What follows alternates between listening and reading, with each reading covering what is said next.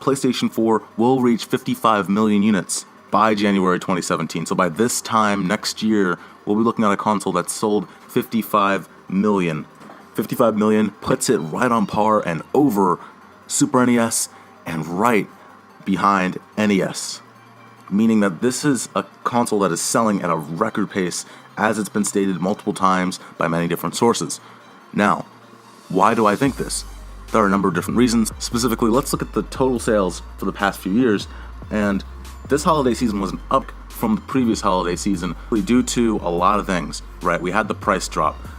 We had all the DLC connections with all these third-party partnerships. Sony was prepared this holiday season with the third party, and they really succeeded in getting that partnership together to make themselves revenue.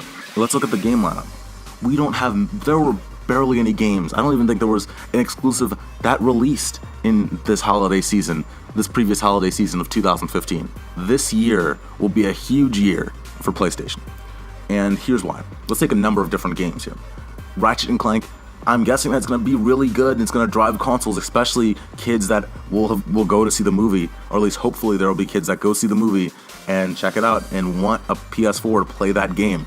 It's perfect timing for the game to release a little bit further after the movie, so that when they hear about the fact that there's a game coming out, they will purchase that said console. Let's talk about Uncharted 4. This has been hyped for a very long time. There are people that are still buying consoles to this day because Uncharted 4 is coming out. And then let's not forget, not any other new IP, not IPs that are being created right now and developed. Let's not forget Gran Turismo is returning to PlayStation 4, finally, after so long. We're waiting for this. We've been waiting for this for a very long time.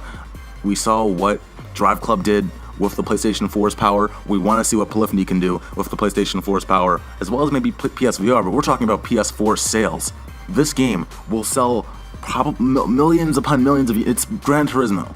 Forza's had its day in the sun. We've seen 2 Forzas come out on Xbox, and Gran Turismo is about to release their first game, not 7. So let's also add that in.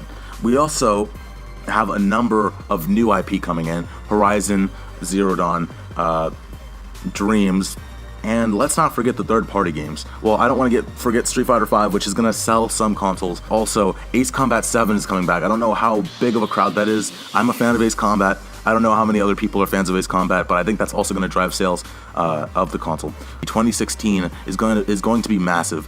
From the third-party partnerships, from the DLC that Star Wars Battlefront will bring in and get more people into it, from Destiny's DLC that we may see some more DLC from Destiny, from the next Call of Duty, from all of these things adding up, selling more and more consoles. The next holiday season might be even more of a sellout than this one. There will have been, I'm estimating that by this time next year, 19 million consoles sold. I don't think that's not really a stretch of the imagination.